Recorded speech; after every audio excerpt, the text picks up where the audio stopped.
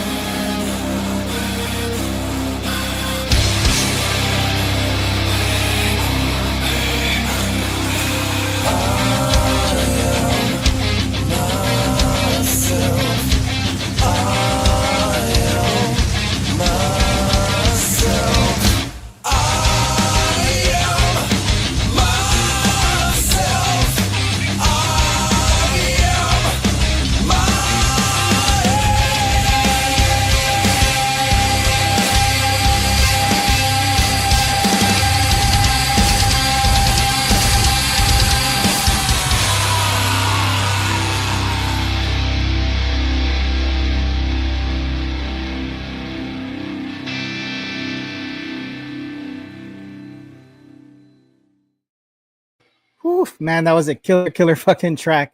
And again, that was a Road to Live by In We Fall. Fucking amazing jam.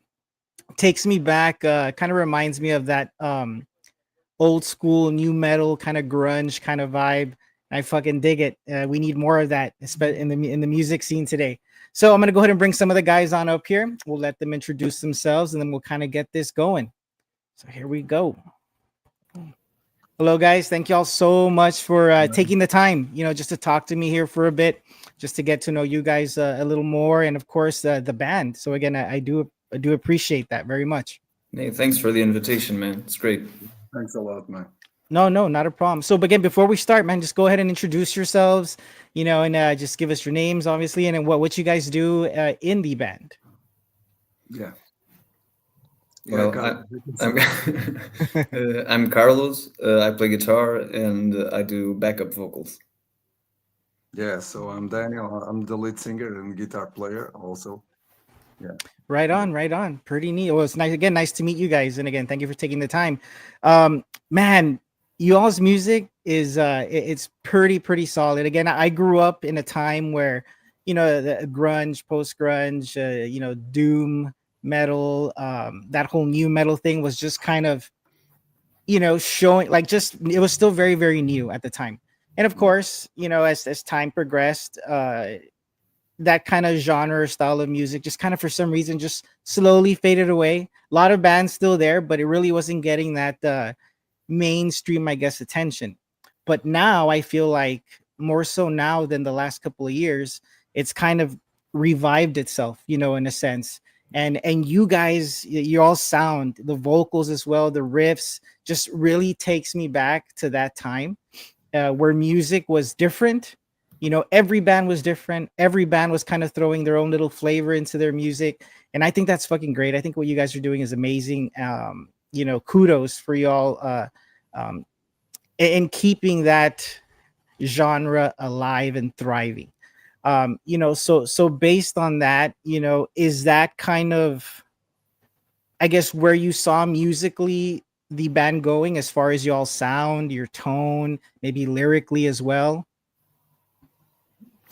Yeah, I can say that I think that the main difference from us as started as a band was trying to revive some of the songs that we used to heard some years ago and have a kind of sound that doesn't sound the same as everything you hear nowadays, and try to have a mixture of different genres. And yeah, that was our goal, and to compose everything we like since we were young, and try to create everything as a whole, lyrically and musically, and try to bring back some of the old days, but the new things that we hear also today. So yeah. Yeah, No, sure. hell yeah.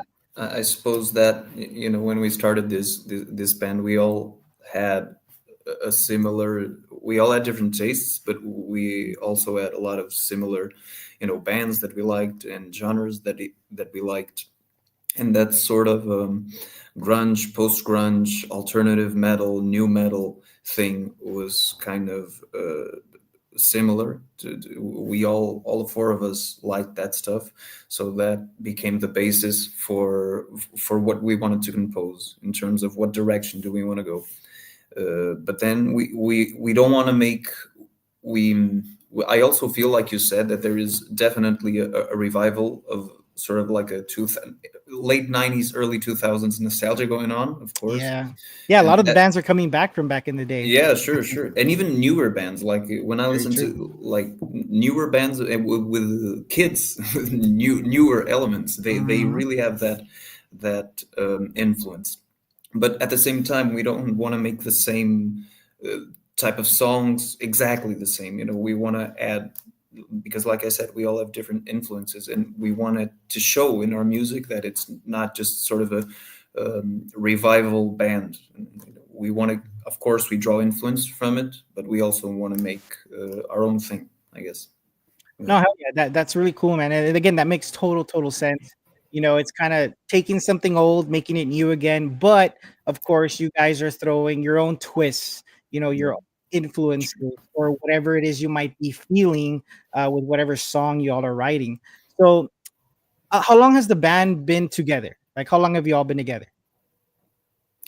We started talking in sort of late 2022. Okay.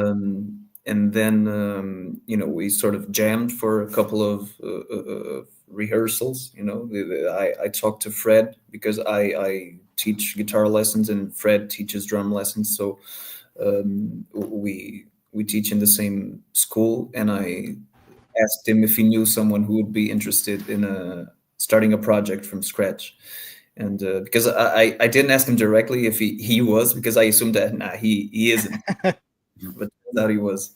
And he also said that he knew Daniel, which I didn't know at the time, and they go way back since they were 13, I guess. Oh, okay, okay. And he thought it would be a perfect fit for the idea that we had for the project. And I know Luis, our bass player, since we were kids, also.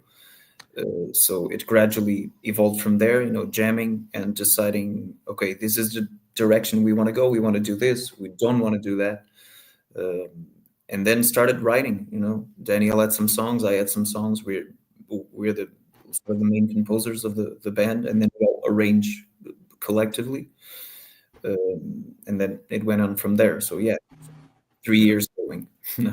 That's pretty cool. So then most of y'all knew each other already, and then a few of you through mutual friends, and just kind of came together. It clicked, and well, the rest is history, I guess you could say. Yeah, sure, absolutely. That's pretty cool when bands come together that way. I tend that when it's not really forced, it just kind of happens naturally. That's where you get the best out of, I guess, just the flow. The flow not only in the friendship, of course, and your bandmates, on the business side of it, in the writing side of it, it just kind of all clicks. And but that's what you need in bands. Everybody does need to get along, despite what anybody says. You have to get along. Absolutely. I think it's really impossible. It's not one of those scenarios where it's like you're a hired musician to play in somebody's record, and you go and it's just a day's work and that's it. When you're sort of composing in a group setting, I think it's a given. You have to get along, because sooner or later it's gonna fall. Someone's gonna piss somebody off. Yeah, sure, absolutely. Yeah. And so the family, is mainly if you start to play day in and day out. If the things aren't right between us, yeah, sure.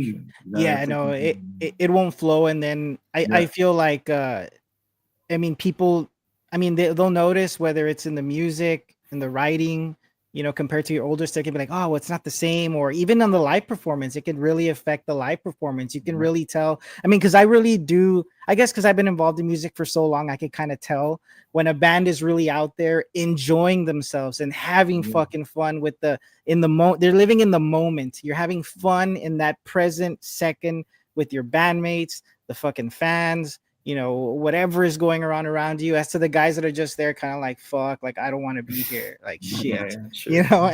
And it sucks when you come across those. I've come across a few throughout my years, and it's kind of like, oh, how discouraging, especially if you like the band, because I'd be like, damn, that sucks. Or it's like they say, never meet your heroes. I've met a few growing up that I've liked, and I'm like, what a fucking douchebag. Damn, crushed my little 8-year-old 10-year-old heart.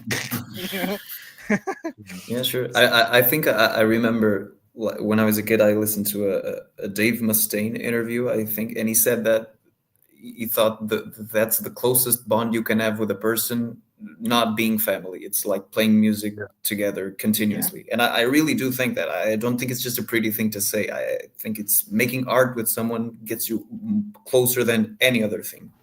So hell yeah. I agree, because you guys have to want it just as much as around the same, or you guys have to give the effort equally, and even then, even not like musically, or on the business side of it too, like personally too, you have to be there for each other, because it's we're all human. Life happens sometimes, shit fucking happens, and what better, at least with me, what better of a feeling to go, shit, I can't talk to family about this, or a partner or whatever, but I have my bandmates here who are like pretty much they're your fucking second family, Yeah, absolutely.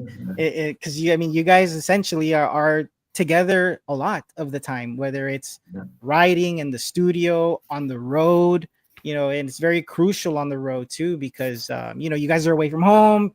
Some people might get a little more homesick than others, so just having that camaraderie there really does help make it a lot easier when you're out on the road. Definitely. So the name in We Fall, how did it come about? What significance does it hold for the band? Yeah, so the main idea at the time was to think like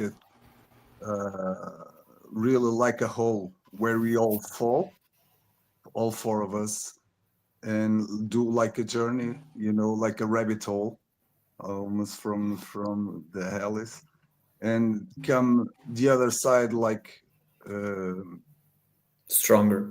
stronger. Yeah, Yeah. that was the main idea. That's pretty neat, man. That's pretty cool. And it's good to have a little story like that. I feel with band names too. It just I feel it makes it more, it makes you guys sound maybe a little more appealing in some cases, or a little more mysterious than others. I guess just Mhm. depending on the backstory, you know. So that's pretty cool. And so as far as on the music side of it, how long have you all been involved in music? Like, you know, as far as singing and you know, playing guitar, is this something you guys have done since since y'all were children, or did you get started a little later in life? Yeah, yeah. In my case, I started really early with Fred, the drummer. I think we had our first band like when we were 13, Oh, and since then we've all started playing from there. Then I had to move from the city where Carlos, Luis, and Fred live now, that is called Vila Real. I came to other city that is called Penafiel, and had other projects. And since I was 18, I started to build my own studio. That's where we recorded our album now, here in Penafiel. And yeah, I've always been with since childhood, man. I had a I was fortunate to have a mother who gave uh, make me know songs that are amazing, and I have older brothers that introduced me to bands, heavier things, you know. And I think that as I've grown up, I've heard like everything you can imagine, you know, since Janis Joplin, since The Doors, since Dimmu Borgir, Pantera, everything from the new metal that you can imagine, uh, everything, you know, grunge, yeah, was, and everything was became a mixture to me, you know. Uh, the main thing, I just love music. I love it. And yeah, I've grown up always focusing on trying to have a band that could, where I could translate myself to, you know. yes. Hmm. And yeah, I can say now that In We Fall is the band, you know. Hell yeah. And I Hell really yeah. hope that we can achieve our goals, because it's not easy. It's a difficult market. Uh, it's difficult to get us to know and to get people to know us. Yeah, but we're trying to do our job. Right on, Yeah, man. sure. No. Yeah, in my case, it's similar. I guess I started even before I picked up a guitar or anything. It was my father's record collection that he had, which had a lot of rock and metal and different subgenres of rock and metal. It wasn't just like he only listened to classic rock, or he had like punk things, he had like metal things, classic rock, 80s rock, and he had really lots of types of music. So I started obsessing that when I was a kid, and then when I was about 10, my mother forced me to go to guitar lessons because I didn't want to. Yeah, ended up getting right. So I started playing guitar, and then when I was sort of a late teenager, I started taking it more seriously, and I went on to study classical guitar, Oh, and then I went on to do a major in classical guitar, and now I'm finishing a master's in classical guitar and jazz guitar. So, it's like what Daniel said. I there's nothing that I love more than music and listening and discovering, analyzing it, breaking it apart, and learning from it. And from rock, metal, R&B, jazz, funk, reggae, whatever, you name it. It's just that obsession that you have, that you can't stop listening to new things and learning from it. And yeah, it's the greatest thing ever. hell yeah. No, and that's cool that y'all started young, you know, whether it's playing or even just listening to a lot of the genres that you all did, because not too many 10-year-olds listened to a lot of, those genres that you named. And even when I was growing up, where I'm at here, it's very, como se dice, like, my parents were very traditional, old Okay. school, So when I was trying to find my way musically, I think I was like, I don't know, 8, 9. CDs were the new thing. Like, oh shit, CDs, CD players. Whoa. I had a birthday come up, and, I had told the cool aunt, I had the cool aunt, in the family. And she was like, what music do you like? And I was like, well, shit, I don't know. Like, I don't know. And then my mom was like, he likes country music. I'm like, huh? I'm like, what's that? Like, country music? Matt was like, are you sure? La, la, la, la. And I was like, but eventually she ended up, I think she got me, and it's funny because I still remember the CD she got me. She got me a fucking Reba McEntire country CD. She got me a Boys to Men. Fucking, what was the other one? Some rap album. I think it was like a Snoop Dogg album. I can't remember. And she got me Van Halen. That's when it Okay. had a Jump, Hot for Teacher, and all that stuff. So obviously my mom got upset that I got the Van Halen CD. So she tried to, like, hide that away from me. No, listen to country. You like Reba McEntire and other, but I didn't. I mean, again, I was really young. I didn't gravitate to any of that shit. And I was like, well, you don't want me to listen to that. Well, I want to listen to what you don't want me to listen to. Yeah. And and that CD pretty much opened the doors to rock and to metal. And then my cousins as well, they helped me with, on the punk side, Sam Hain with Danzig and the Misfits and, the Addicts and all that old school stuff. They kind of introduced me as well. So no, yeah, it's good that, again, you guys had that encouragement. Like, yeah, Yeah. sure, listen to punk, listen to this, listen to that. And again, and that you guys are very open-minded to it, because I just feel creatively that just sharpens the mind, man. It just makes the mind a lot more sharper and a lot more in tune with a lot of different genres. So when you write, you really are taking, as many influences as you can from all these different genres of music or bands that you like. And I just feel like that just creatively just makes better fucking music, man. Yeah, absolutely. It does. So Yeah. and we need more, I guess more of that today with the younger crowd, because a lot of the younger Mhm. crowd, like I had a little cousin. He had on a Nirvana t-shirt, the happy face. I was like, oh, you like Nirvana, huh? I'm like, is that just the brand of the shirt? I'm like, shit. I'm like, take it out, take off the t-shirt. You're not allowed to wear it. Yeah, that So it's like, happens to me a lot in sort of guitar lessons when I'm trying to get to know sort of a young kid who wants to learn how to play guitar. And I'll ask him, well, what do you like? What do you listen? And he doesn't have a clue. And man, what are you doing? You're not ready. You need to listen to experiment, things. get Yeah, out sure. there. Yeah, and I Li- think that mainly, I don't know, uh, at the time when I was young, I, I really felt the songs, like I really had the pleasure of listening to music and buying a CD, open the CD, see the lyrics, like everything was like amazing. And now music, I feel that people aren't really connected, deeply. I don't know if it's for everything we've got nowadays with the internet and everything Spotify. At the time, you had to look for bands, and yes, trying to get, hey, can you record me that tape and hear in the radio, and it was like a passion. And nowadays, it's kind of, yeah, faded. Yeah. yeah, Yeah. yeah, yeah, And then which is unfortunate, because like you said, I mean, those were awesome times where you can go into the record store. They had all the new yeah, releases, probably like a shit ton of bands. I remember that I never heard of, but I'm like, you know what, I'm gonna just listen and see what I like. Listen, listen, yeah, listen. And yeah, then, yeah. or I mean, I know too, sometimes I would just go to the rock section and I just pick random fucking CDs of bands I didn't know.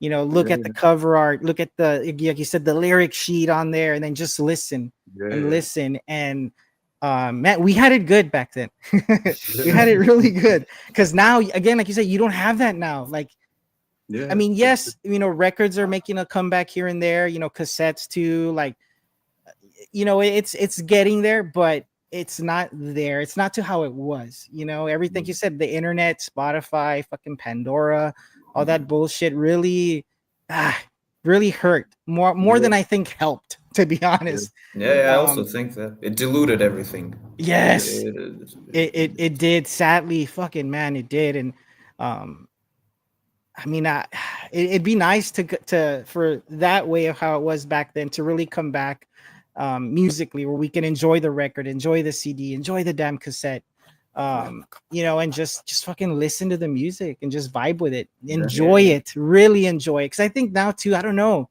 I mean, it just seems like maybe a lot of the younger, some, not all, have like a little maybe shorter attention spans, you know, because they're so used to swiping. Watch, second swipe, second swipe, second swipe, and yeah, it kind of, I don't know, it just kind of loses the whole that nostalgia to it, where you're just like, yeah, oh, In We Fall, I've never heard of them before. Grunge, this, that, whatever. I dig that genre. Let me just see what they have, buy a CD, you know, whatever, and just listen to it and just see what's up.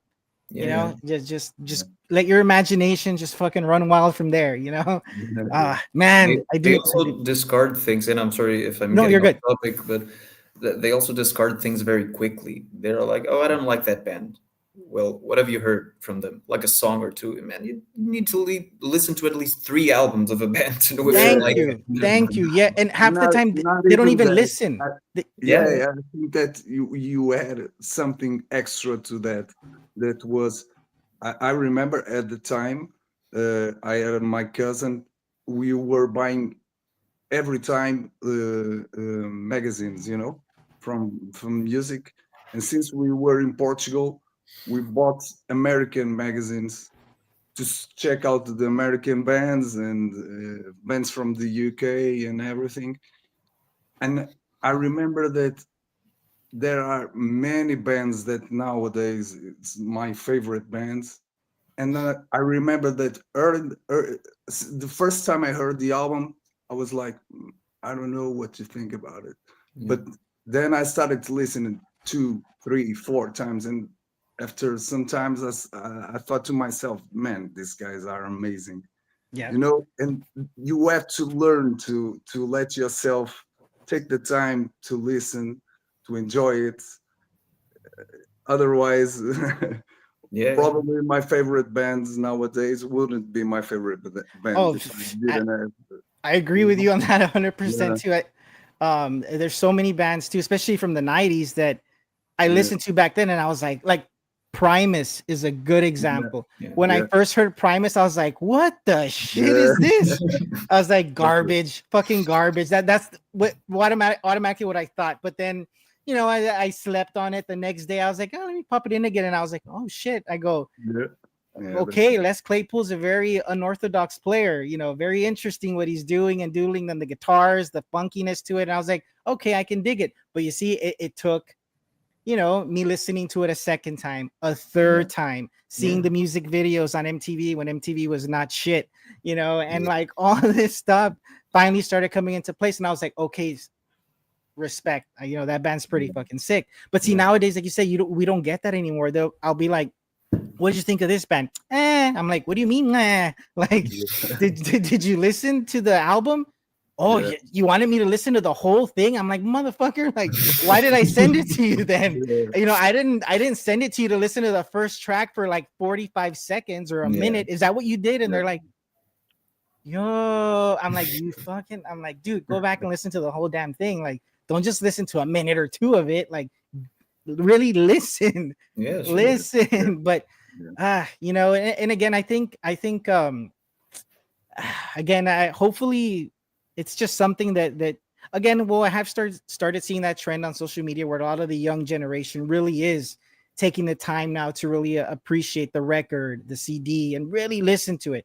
So hopefully, slowly but surely, you know, it'll mhm, start kind of slowly going back to where it was, you know, and hopefully that'll also give the a nice little boost to the entire metal community, you know, to kind of stray away from just the social media quick, you know, 30-second clips of a band or Spotify, whatever, Pandora, all that crazy shit. You know, we need to we need to go back to what worked, which was just Headbangers Ball, maybe what, Yeah. fucking 160 minutes, Insomnia, all that shit. We need to bring all that back. And I think everybody would be in a much better place musically. Yeah, definitely, Yeah. definitely.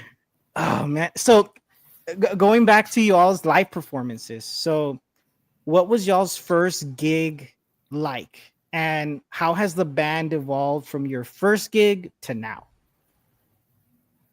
Okay. I think that our first gig, yeah, was pretty short, right, Carol? Yeah, yeah, Uh, definitely. I think that we played like, I don't know, 4 or 5 songs probably. Oh, Uh, no Was shit. that Boreal? Yeah, it was in a winter festival in our hometown. It Yeah, was like early to 2024. And yeah, we played a half hour set, if as much as that. It was really, really quick. And but I think it was cool that it was quick because yeah, it sort of got to dip your toes in the water to see where we were, like in terms of live performance, and it also got us to show people our songs. So it was a cool first show, I guess. yeah. There were great bands in that festival. And then our latest gig was in Spain, I Spain. guess. Yeah, Yeah, yeah, we did like 3 shows in Spain last month, and they were great. It was our first time playing outside of Portugal as a band, and they were 3 amazing shows. The audience was really ready to connect, ready to, to Yeah. to experience, and that's always great. And yeah, I think we understand naturally. I'd like to think that we evolved since our I better hope so, since our first gig, because we spend more time together, we know each other better musically, personally, whatever. We can feel, I know what I can sometimes anticipate what Daniel's going to do without looking at him. He knows what Fred is going to do without looking. It's just sort of a synergy that we build. So yeah, I think that's natural to have played as much as we have this last year since the album was released, and the shows have been great. And I feel like we're playing better now than when we started gigging. yeah. And I've also noticed that like our energy connects faster and better with the audience. It's like a click, Oh, and hell Yeah, yeah. yeah. it's starting to grow. And we really are looking for starting to play for bigger audiences and starting to play bigger shows. Yeah, that's we are hungry for Yeah, that. yeah.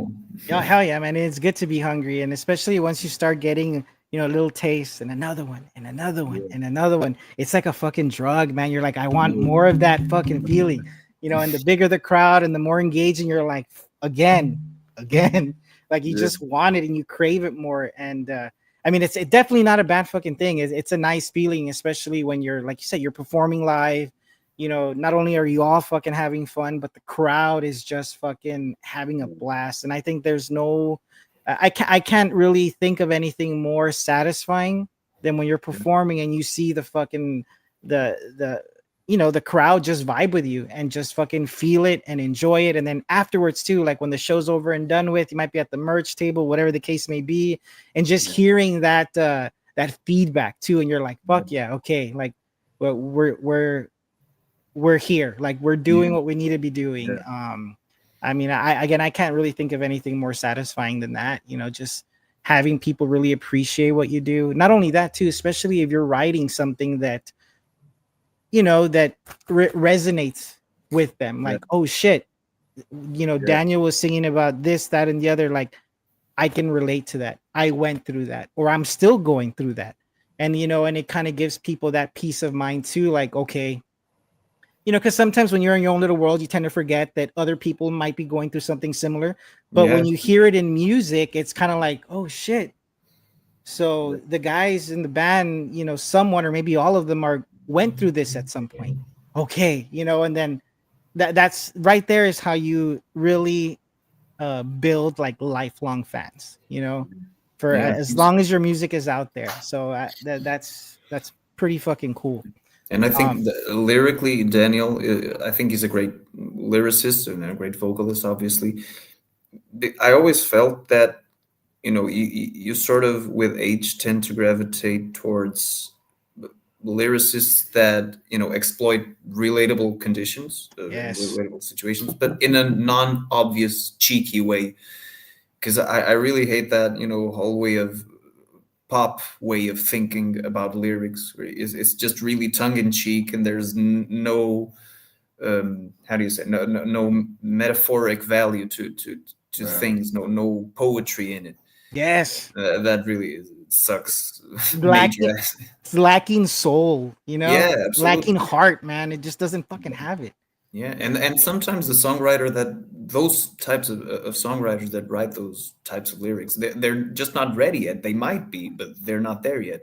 And I always Exactly. felt that with Daniel's lyrics, there was kind of there was that, and there was always that ambiguity that you search for, and that I thought, oh, Daniel's writing about this. And I remember one time we were smoking after rehearsal, and Daniel said about, I think it was about winter shades. You know what this is about? And I told him, Yeah. yeah, it's not that. And he told Yeah, me well, what motivated the lyric it's writing. like in my experience, I don't like to say the meanings of the songs.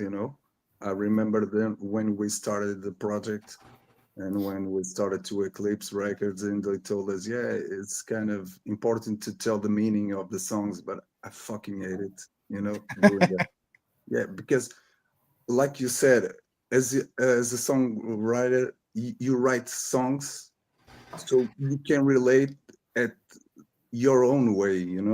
Yes. Yeah, I felt that in a way, and that time was the meaning to write that shit. But you can relate to that in some other way. I remember I fucking love that guy, and it's my Chris Cornell. It's my favorite male singer, and also writer.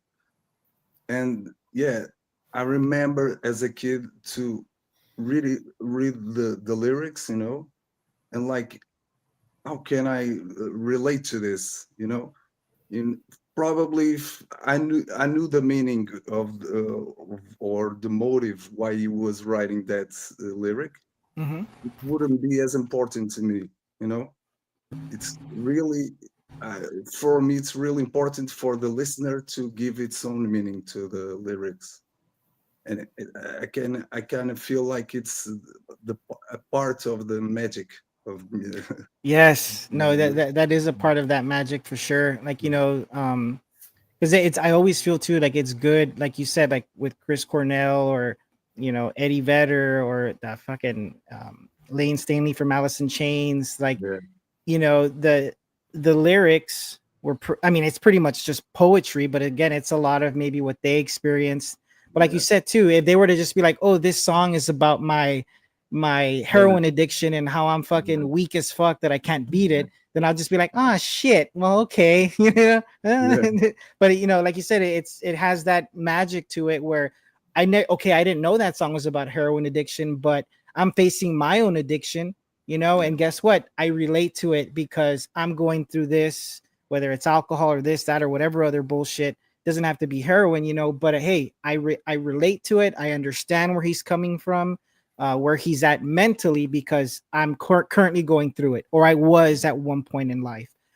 So no, yeah, like that magic there, I think is also a very huge part in people, just the curiosity and wanting to listen to the music, or yeah, sometimes too just the title of the song. It's like, oh, okay, that yeah. sounds interesting. What is that about? And boom, right there, I want to click and listen.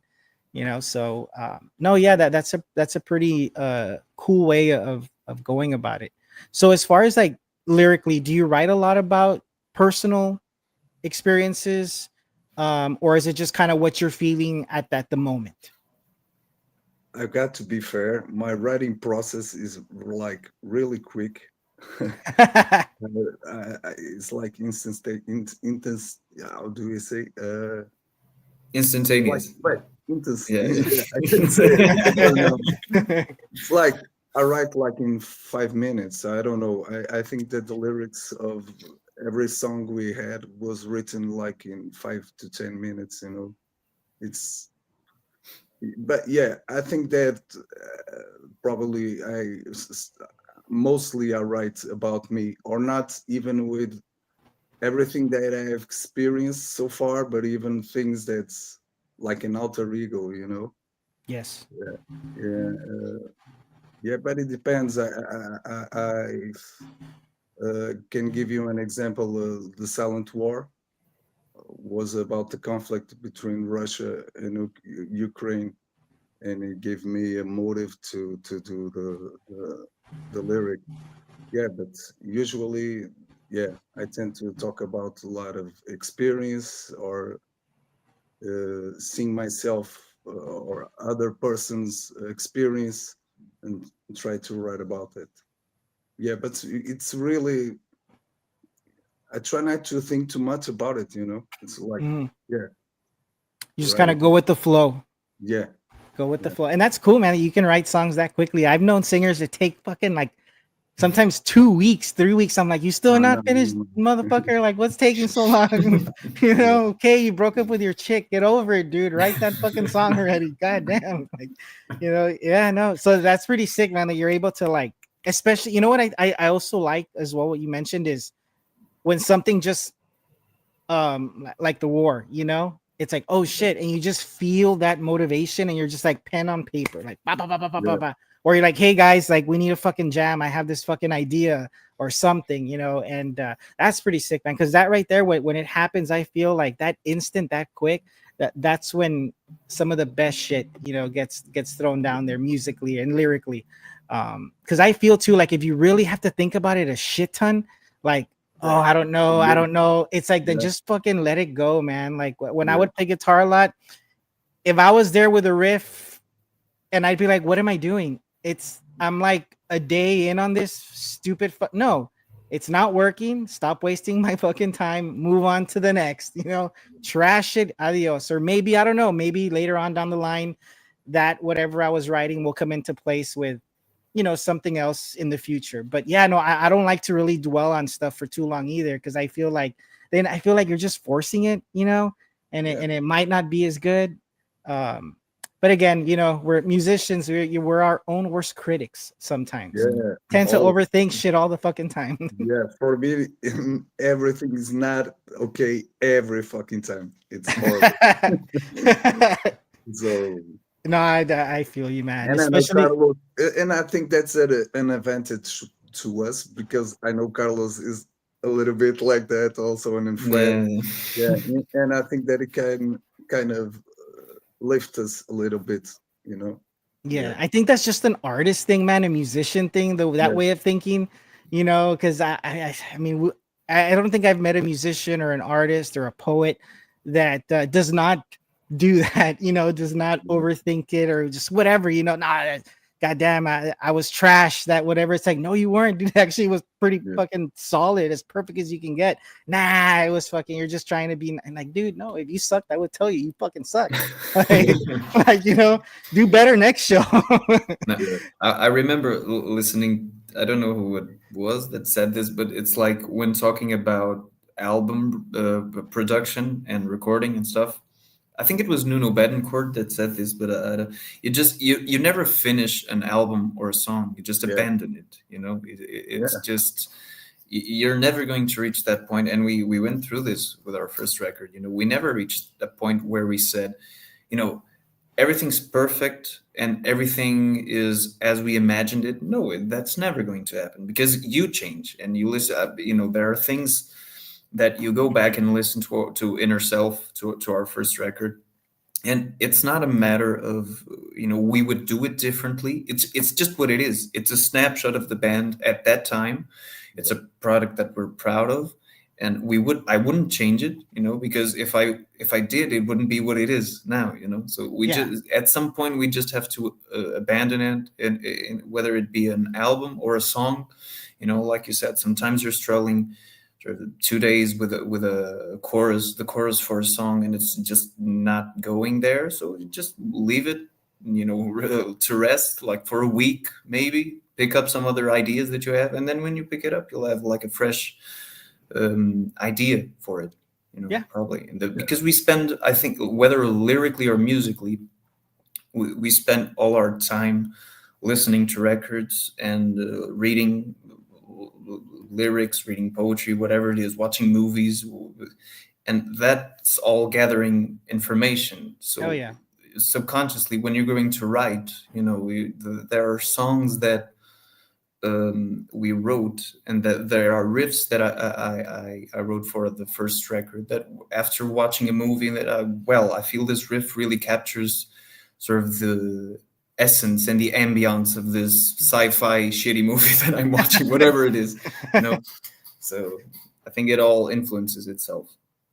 Oh fuck yeah, man! Dude, it's funny you mentioned that with the whole like shitty horror movie thing.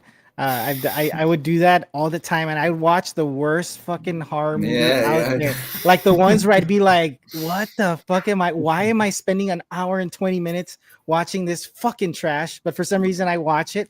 But yet, sometimes I'll think like, "Oh shit!" Like a little cool, this little trippy fucking guitar kind of like, I don't know, clean whatever would go pretty sick in this scene or whatever, and I'll just pick up a guitar and I would just play it. I'd be like, hell yeah, that sounds pretty neat, and I would just, that would be something I use for later. But I tend to do that with horror movies especially, man. Like I'm always kind of like, well, what if they told me create the soundtrack for this shitty D-list horror movie? I think I would write my best probably fucking shit ever, because that's something I'd be like, I don't give a fuck if this is the worst acting ever. This is the shittiest fucking monster ever in whatever in horror history. I'm gonna write the best fucking soundtrack ever. Because I do that with all the mainstream ones too, man. With like Nightmare on Elm Street, fucking Friday the 13th, Halloween. I'll be like, oh, okay, if I can write something, riffy, trippy, on that rock kind of vibe, what would I do? And then that's when I would just be like, okay, as the movie's going, it's crazy, but it's pretty neat how, as musicians or artists, you can kind of do that, with movies or documentaries or poetry books. You can really, really get inspiration from pretty much anywhere, man. And I think that's the cool thing about it, especially when they ask you, hey, like, that song, did you write it based on this? I go, oh, nah, dude. I was watching a fucking serial killer documentary, and boom, there you go. That's where that riff came from. They're like, oh, really? I'm like, yeah, you asked. Like, that's where it came from. And I guess too, sometimes people have this misconception, like, oh, the musicians or the band or the artist, they're in a room just there, writing and stressing, and oh my god. And it's like, no, for the most part, at least in my experience, that's not the case, That's it. Yeah. I mean, do you guys tend to like message each other a lot or text each other like, hey, dude, I just recorded this fucking riff. I'm going to hold on, and you record it and send it? Or like, how do you guys do you guys communicate in a certain kind of way when you are not together, and like some kind of creative influence just kind of hits you? Yeah, I'd say that's pretty much our whole existence as a band, because Daniel, like he said, he lives in another city. So the most frequent we see each other is like once a week when we rehearse. Oh, got you. For shows.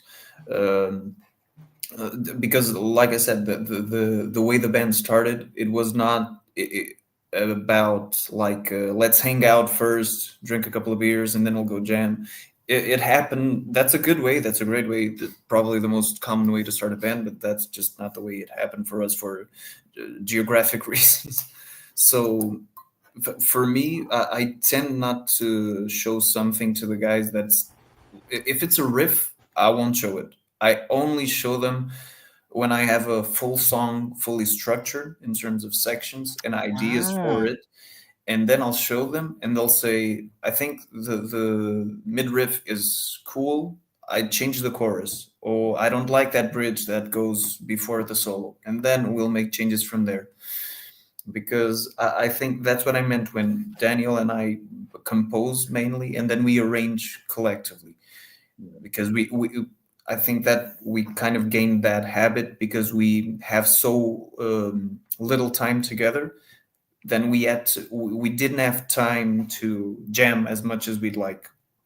We Gotcha. didn't have a week or two in the studio together to jam and to write the first record. It was written like in pieces, when sending each Oh, other stuff to see what they like. And that's the advantage of living in 2025 or earlier 2022, but where we can exchange things not being physically in the same place, because hmm, otherwise it would be really difficult. We all have jobs, so let's say the one day we have to get together and rehearse is going to be Saturday night, and we won't have time for jamming, for discussing lyrics, for perfecting a solo that I'm working on. That's all got to be done, at home, yeah. and that's sort of the way we approached things for the first record. So yeah, at least for me, I'd like to present them like full songs, even if it's a shitty version of it, Hmm. and then we'll make changes from there. Yeah. That's pretty cool, man. Again, yeah, technology, huh? It's one of the times where it does come in clutch. Yeah, yeah, sure, sure. Yeah, yeah. So then the first record, right here. So In We Fall. It's out now, released via I think Eclipse Records. Sure. Um, Yeah. so how long did you guys take in getting this record together before you actually felt like, you know what, Inner Self is done. Let's hit the studio, let's record this thing, to where you already kind of set up the release for it. So did it get, well, I guess before, like, did it get released before you guys jumped on Eclipse, or while you were on with Eclipse Records?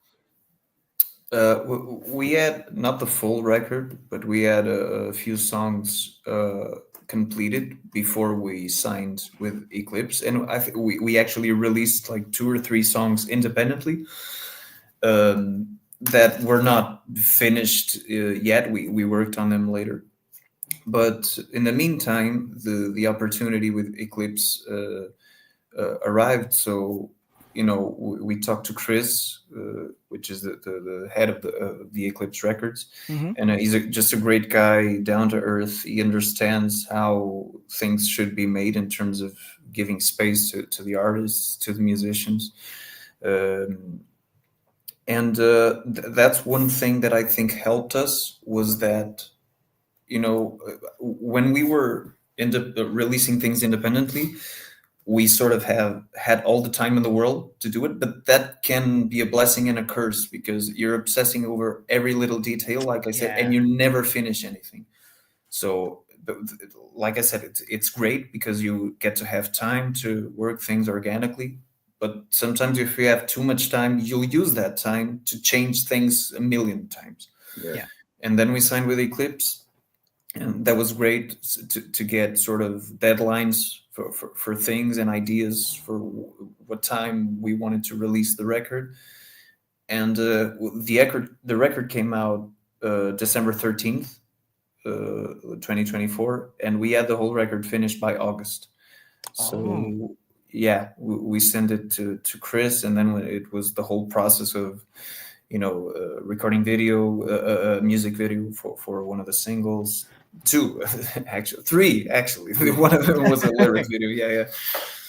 And the whole process of releasing things and preparing for the album release, it was great, and it was great because, at least for me, it was the first experience I had, and I believe we all had, working with a sort of a label. And it's really not the idea that we had prior to it. Chris is, like I said, he really leaves a lot of space for us creatively. He doesn't tell us what direction to go. And he's a great guy, works really hard, works really efficiently, and yeah, that's it. which is, and that's cool, man, that you guys have that freedom. Because in today's age, especially here in the States, there's still a few labels out there that want to, I guess, creatively control a lot that the band does.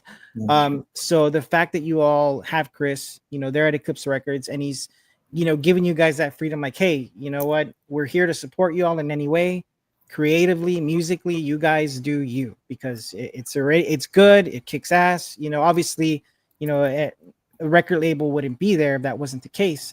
So the fact that he's giving you guys that creative freedom, to do such is great. And again, and that just makes it a lot easier, I'm assuming, for you all as well, the comfort level, the trust level, because instead of, I don't know, feeling some kind of way, at least you guys know, like, okay, cool, like we have that support, and you guys are comfortable writing what you guys want to write, essentially. And you guys kind of go from there. So that's pretty cool that that he's, again, gives you guys that creative freedom.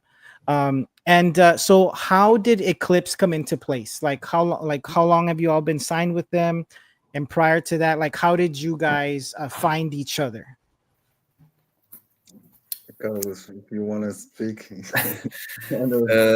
This thing with Eclipse Records, it was Fred, our drummer, who sent in sort of a form, or an email presenting our work and what we were writing our first record.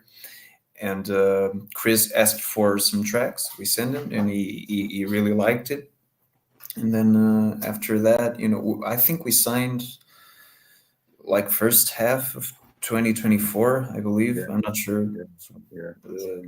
And then it all just it was sort of a good flow of things between meeting Chris, getting to know each other, and he never once, like I said, entered the creative domain of things. He just said, "You guys do what you do, and I'll handle the business side of it." Oh yeah. So that's great. A good thing that happened to us with Chris, that it kind of gave us a schedule, like, guys, it's important to do this till this time, and afterwards do that, and afterwards do that, and you kind of have to follow that through, and I think that's really important, and kind of not being stuck to overthink things, and just know you have to follow through and get to the end. It's important to have that scheduled. Yeah. No, fuck yeah, I agree. And like you guys, like you had mentioned also, like having deadlines, it's good. And again, also having all the time in the world, but you tend to put shit off and off and off and off. So I see both sides of it too. But no, yeah, having deadlines definitely helps. It helps kind of move things forward. I know in the beginning when I kind of first started, oh, you have a deadline for this, deadline for that, or you need to write this, that, or whatever. At first I was like, motherfucker, like, just let me be. But then I was like, no, it's good, because I have caught myself too, like, oh, next week I'll finish it. One more week. You know what? One more week. And by the time you know it, that 1 week, 2 weeks turns into like 6 fucking months, and you're like, shit, I just wasted 6 months doing nothing. Yeah. And it's crazy. Also, we were in a position where he wasn't like asking us to rush the writing process, because we had all the tracks from the record already written. It was just a matter of mixing and mastering, which was Daniel's job. This album, creatively speaking, it was all made by us independently. Yeah. Because we wrote, recorded, and Daniel mixed and mastered the whole thing. So it was just that part of the process, which can be very tedious and frustrating sometimes, mixing and mastering. And that's what took the longest. And I think that's what we benefited the most with having deadlines, because we had written everything. The songs were done and finished. It was just a matter of perfecting the mix and how the album sounded. Yeah. No, that's fuck yeah, man. No, that's, and again, it's a great fucking album. Like Inner Self, out now. Everybody should definitely check it out. I had fun with. I definitely had fun with it, man. Again, it took me back. It gave me that old school vibe with, of course, that modern twist. And I mean, what you guys and Chris are doing as far as they're at the label, I feel is great, because not every band is the same. You know what I mean? Everybody's fucking different. Everybody has their own sound, their own vibe, and I love that because to me, like at festivals or shows, after a while, if you hear death metal band, death metal band, death metal band, death metal band, death metal band, I'm like, motherfuck, I want to go home. Like, you know what I mean? I want to leave. So having that versatility, where you can have a death metal band, a hard rock band, a prog band, a doom metal band, all in one bill, I think that's great because I might not be, let's say, an alternative rock fan, but holy shit, I just saw an alternative rock grunge band and they're fucking awesome. So it's just like, it's opening up, I guess. Well, you're having more eyes on you all, especially, in these shows where you have that versatility, you have different crowds in there. So I feel that's a good way of making new fans. And I don't know, have you guys ever played a show where you all are the only band that is I guess a part of your genre? Have you ever experienced that yet, or not yet? Yeah. So what did you all take from that? Like having, again, you all being the only fucking genre of band that plays the style you play on that bill. I feel that like one of the good things we have is that we can make that connection with the audience, even if it's not people who are thinking about hearing a band like us. I remember, Carlos, we played at Vila Real, and yeah, we were the only heavier band in that day.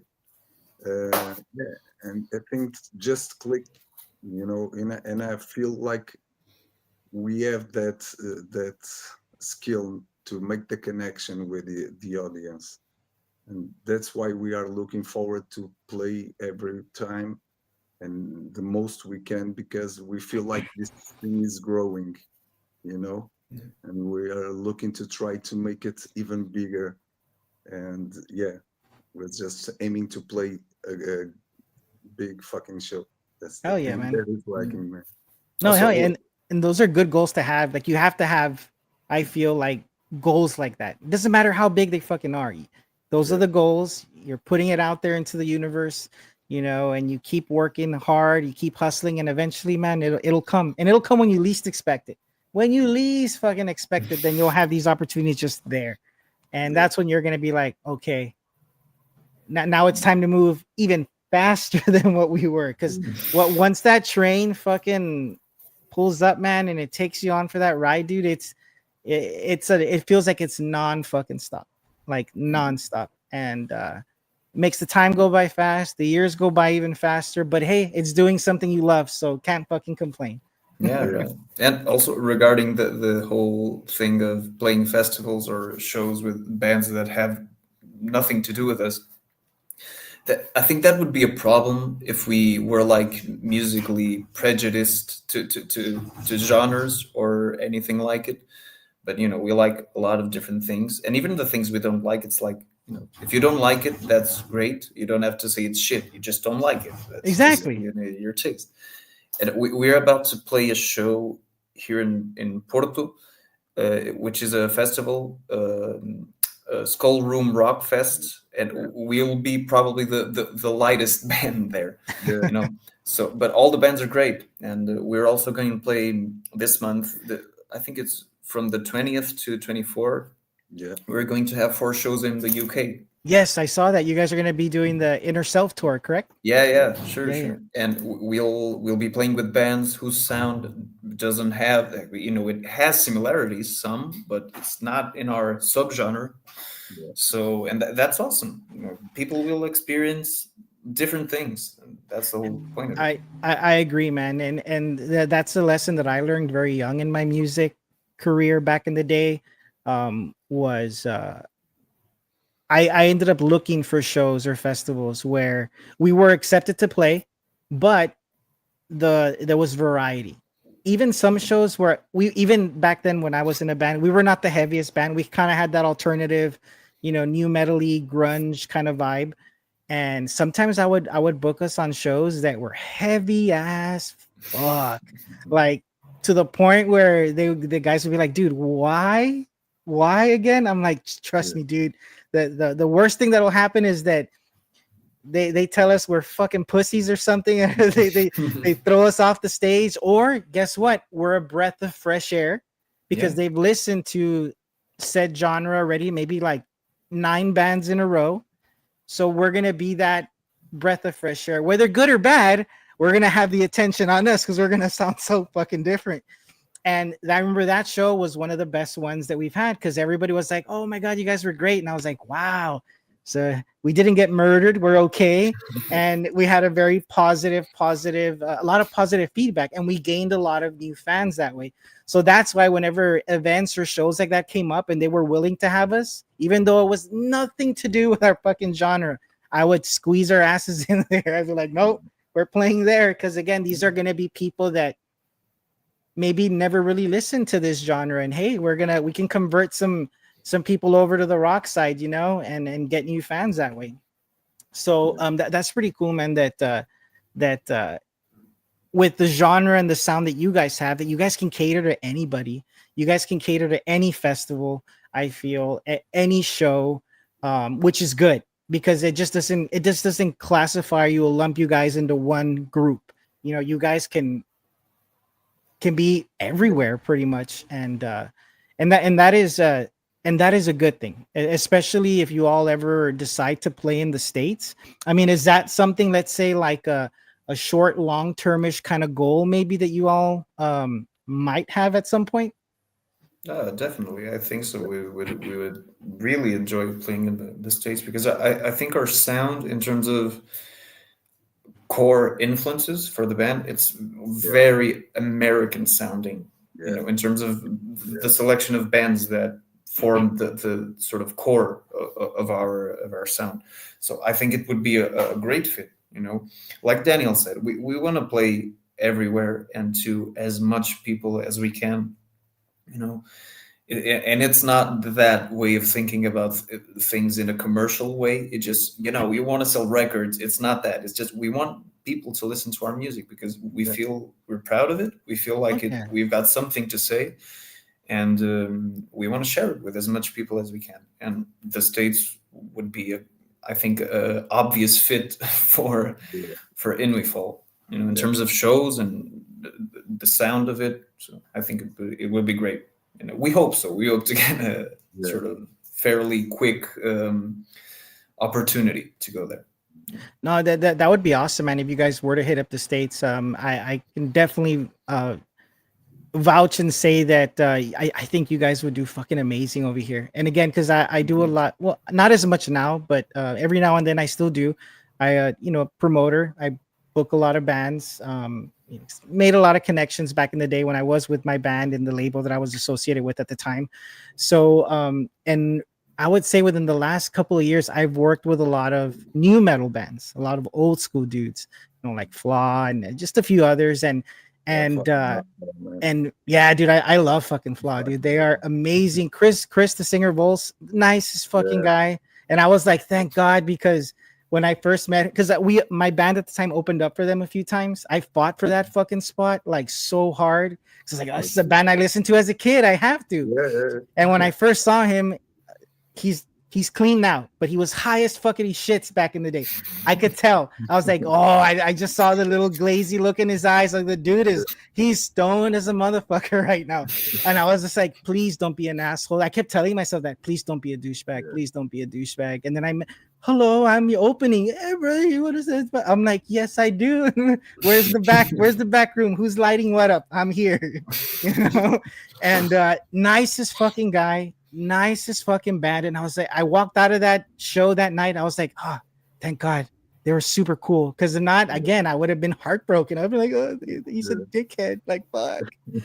But and again, I fucking sidetracked here. But again, like, you guys, I feel coming over here would do so fucking well, man. Again, whether it's jumping on tours, like with, Flaw or Powerman 5000, like, all these bands that, I feel like you guys would not only easily get a spot in a tour like that, but you guys would stand out and do well, even on y'all's own. I feel if you hit the right states, the right cities, you all headlining a little tour over here, you guys would definitely do good, especially here where I'm at as well. So if y'all ever do come to the States and you hit up Texas, I will be more than happy to help you guys book around here, and I'll make sure you guys play at good places. Even here where I'm at, we'll bring your asses down here and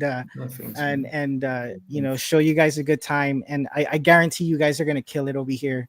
Again, you guys have that the sound, the music. It's there, dude. It's fucking there. And again, never lose that, man. Keep those goals and keep shooting for it. Because like that's what I tell a lot of the young bands nowadays when they do ask me for any kind of advice.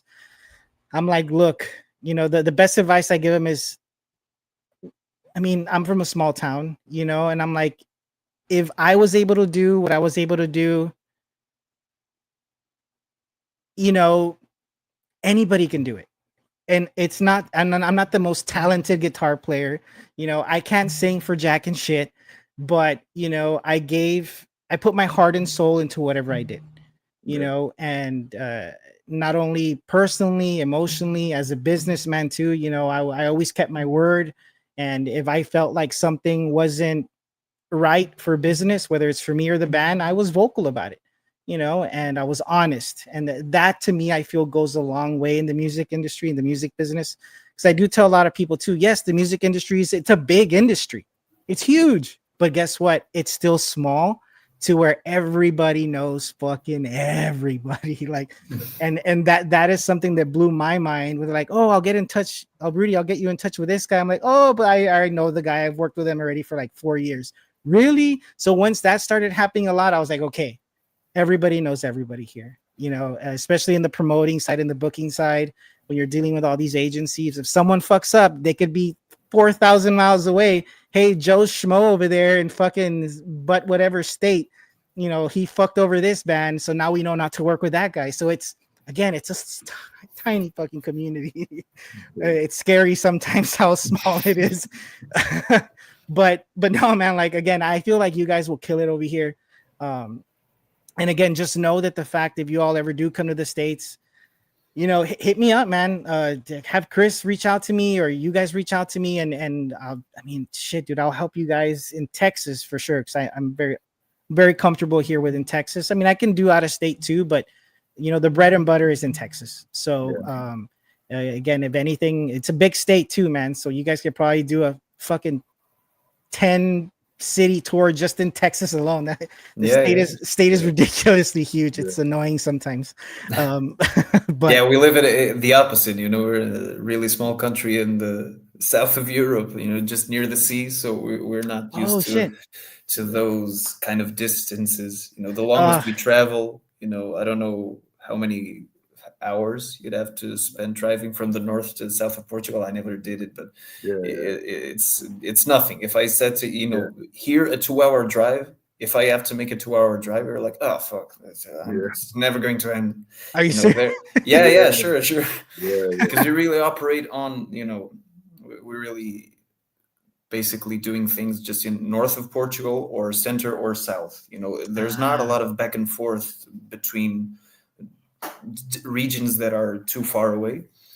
So if I have to go to rehearsal or to the town I'm studying in, and it's like an hour and a half drive, I'm like, oh shit, this is damn.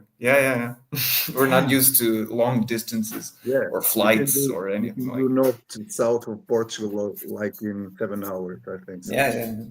Oh really? Yeah. Oh damn. That's pretty. That's interesting. Because I know, like, well, again, it depends where in Texas you live, but I guess they kind of say I live in the ass end of Texas, way at the bottom. Okay. So for me to get out of Texas, it's like a good maybe like 12-hour drive before we can say hello to another state. And that's depending on traffic too, or what cities or what fucking wherever we decide to exit out of here. But yeah, no, this state's ridiculously big, man, and it's annoying sometimes. I'm like, damn, I just, it'd be nice to drive 3 hours, 4 hours, and I'm in a completely different state. But no, I don't have that luxury down here.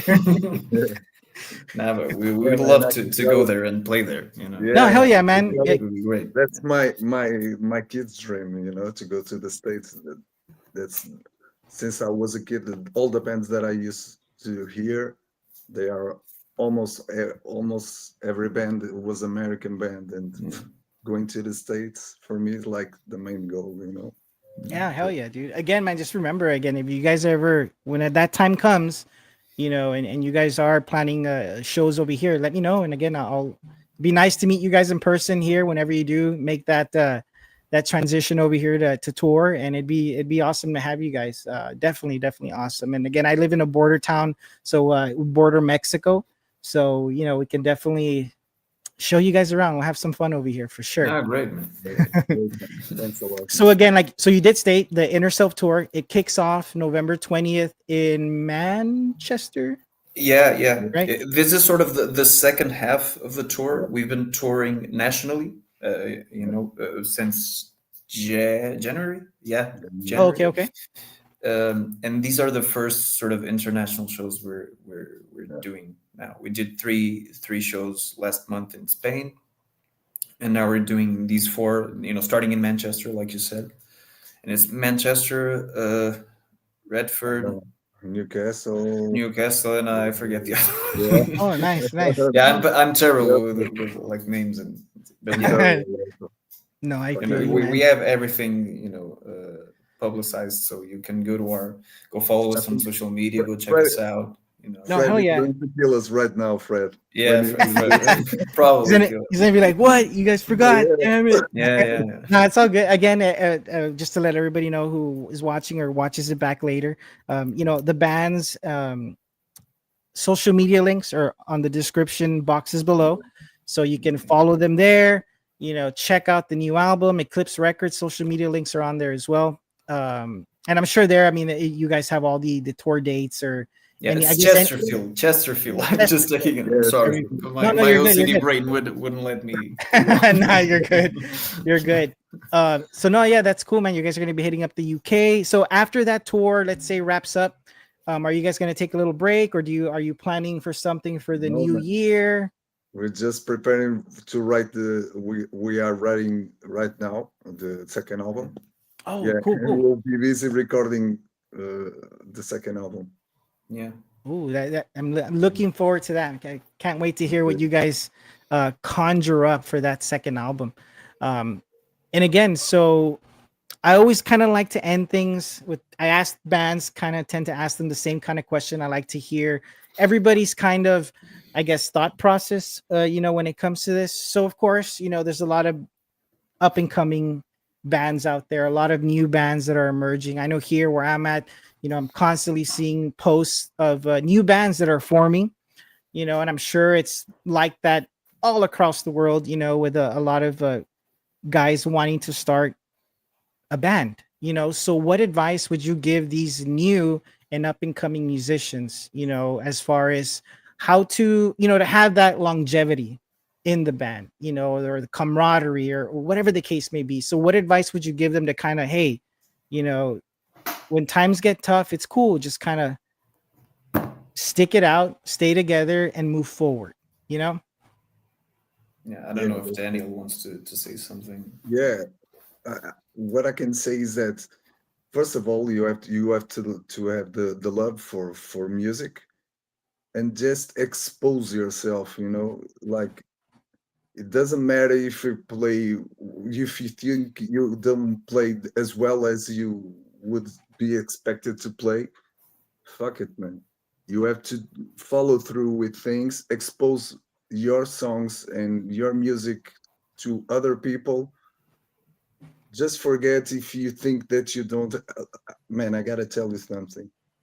I, as to myself, I think that I don't have the thing that is needed to have to be a, a singer, or because I have, after all these years, I've always thought that no, man, what I do is not enough. It's not going to work.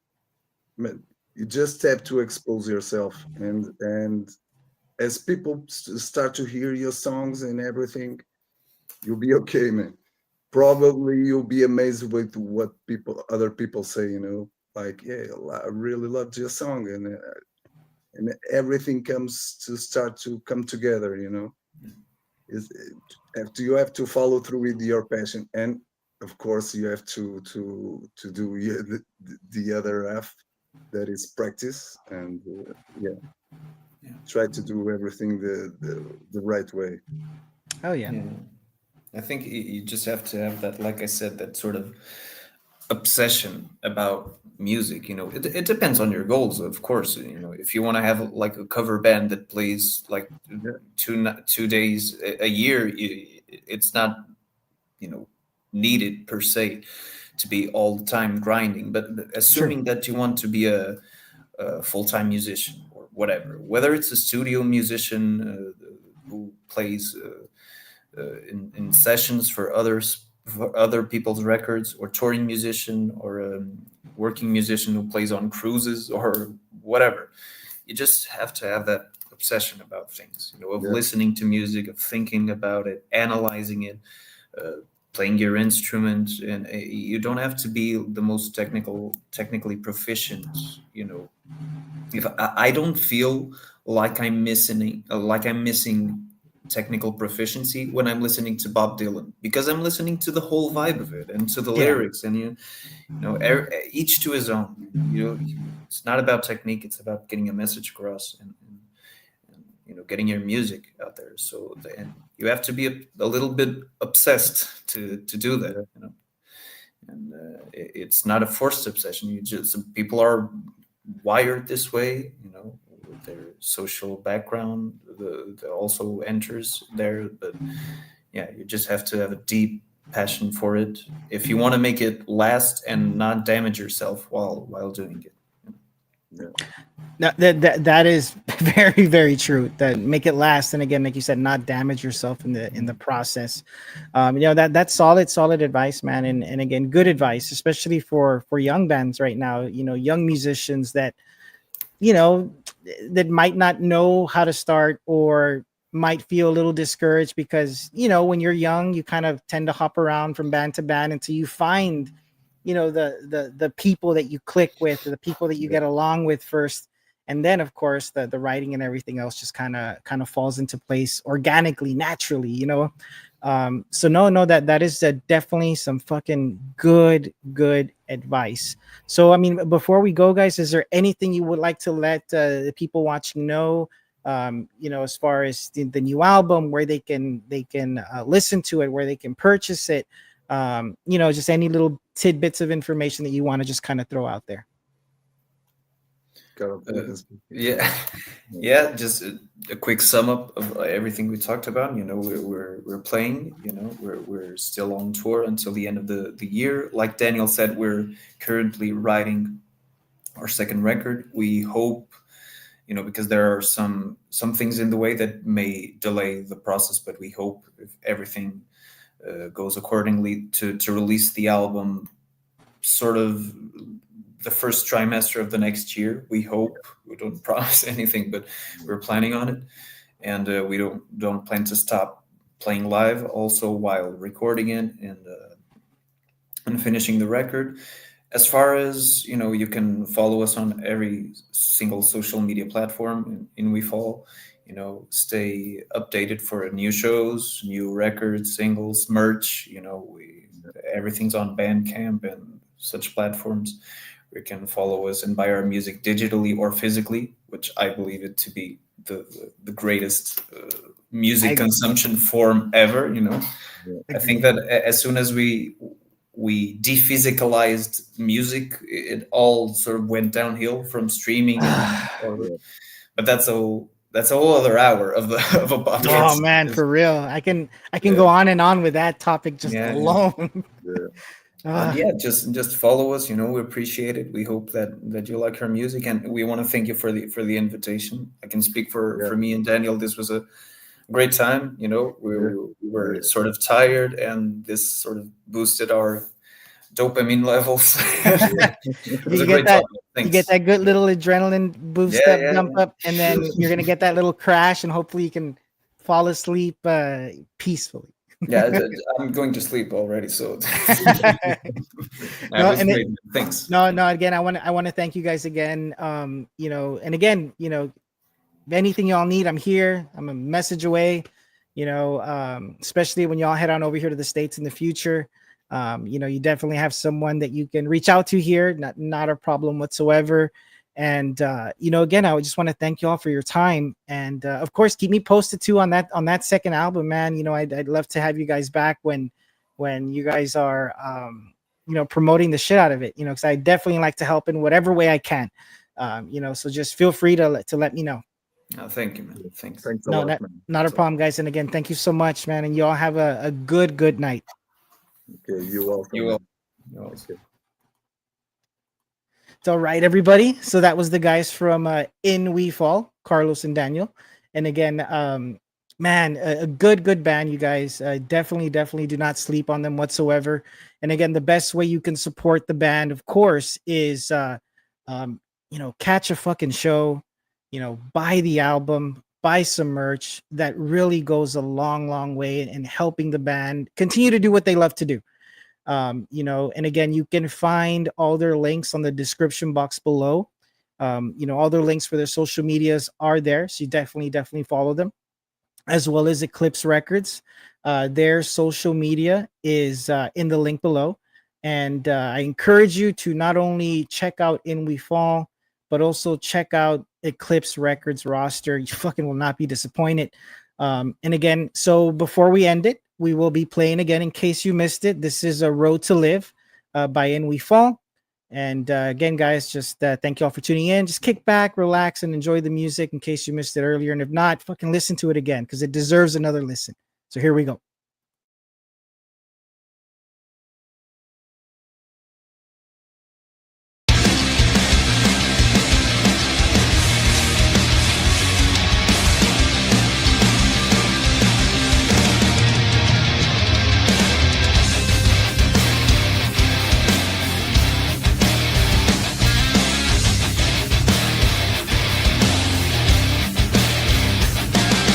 Mr. Precision.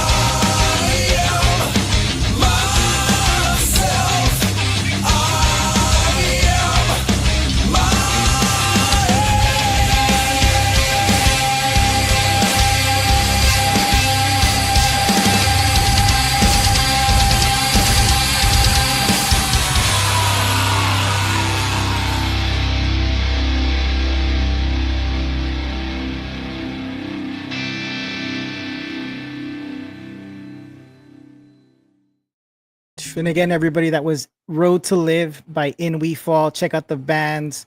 Links in the description box below. And again, thank you all for tuning in. And remember to subscribe, follow, and don't miss a single episode of the Ravens Corner, powered by, of course, Koffin Krew Apparel for all you bass players and guitarists, Troubadour Amplification, Lininger Guitars, and of course, the Metal Hall of Fame. You can find links to these great companies as well in the description box below. And again, Koffin Krew, thank you all for tuning in. I will see you tomorrow. I have her Locker Rose will be here for a part 2.